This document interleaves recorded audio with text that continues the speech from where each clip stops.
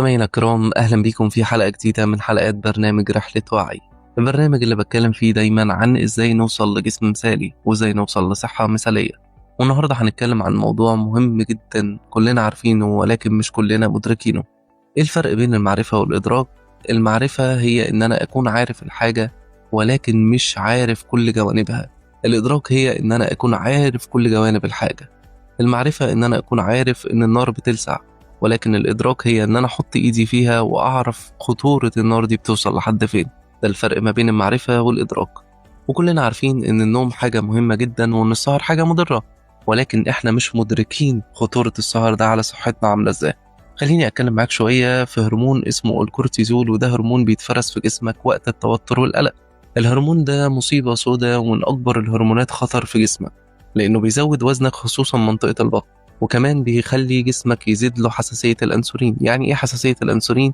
يعني أي حاجة حضرتك بتاكلها هتتحول بسرعة جدا لدهون. طيب إيه تاني بيحصل لما بسهر؟ هرمونات البناءة في جسمك زي هرمون الجي اتش والتستيرون كراجل، أو أنت البنت الاستروجين، بيقلوا جدا في جسمك. طب الهرمونات دي فايدتها إيه؟ هرمون التستيرون للراجل هو الهرمون اللي مسؤول عن ذكورته، هو المسؤول عن بناية عضلاته، عن صوته، عن شكله الذكوري.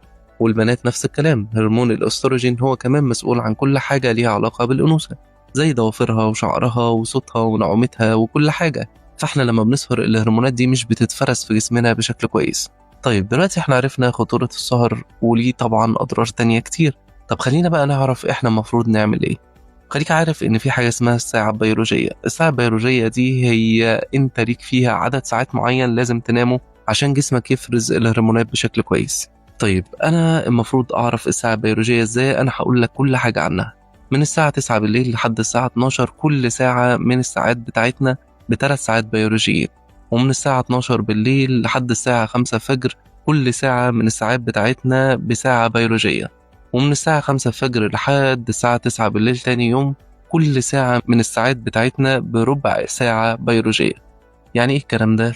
يعني انت لو نمت من بعد الساعة 5 الفجر كل اليوم لحد الساعة 9 بالليل انت مش هتستفيد. طب انا المفروض انام كام ساعة؟ خليني اقول لك معلومة خطيرة جدا. انت المفروض تنام 9 ساعات بيولوجية، مش 8 ساعات شبه ما الناس بتقول. سيبك بقى من الساعة بتاعتنا خالص وركز معايا في حتة الساعة البيولوجية دي. انت المفروض تنام 9 ساعات بيولوجيين. طب انت يا كابتن قلت لي، او يا استاذ محمد قلت لي، ان من الساعة 9 بالليل لحد الساعة 12 كل ساعة من الساعات بتاعتنا ب3 ساعات بيولوجيين. طب هل ده معناه ان انا لو نمت من 9 بالليل ل 12 هل كده خلاص الموضوع هيكون كافي بالنسبة لي؟ الإجابة أيوة. أنت لو نمت من الساعة 9 بالليل لحد الساعة 12 هرمونات جسمك هتتفرز بشكل كويس وكل حاجة هتكون مظبوطة، ولكن الأفضل إن أنت تنام من 9 ل 5 فجر، ده أفضل وقت أنت تنام فيه. وبكده نكون وصلنا لنهاية حلقتنا، وأشوفكم في حلقات تانية كتير في برنامج رحلة